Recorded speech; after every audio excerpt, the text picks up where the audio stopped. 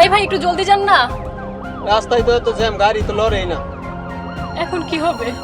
যে করে হোক বাবাকে হাসপাতালে নিয়ে যেতে হবে এখনই। আল্লাহ কর, আল্লাহ কর। এত জ্যাম ঠেলে কখন আমরা পৌঁছাবো হাসপাতালে? প্রচন্ড ব্যথা করছে। বাবা একটু সহ্য করো। ভাই কিছু একটা করেন না, আমার বাবার খুব কষ্ট হচ্ছে। আমি কি করবো? রাস্তায় কি জ্যাম আমি লাগাইছি?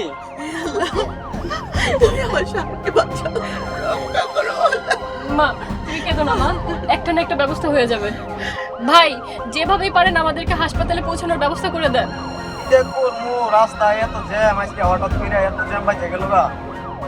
হায় আল্লাহ, এখন কি হবে? ভাই আমি গাড়ি থেকে নামবো, দরজাটা খুলেন।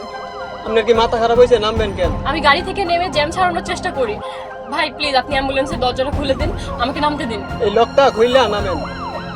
বাবা একটু সহ্য করো, আমি দিচ্ছি।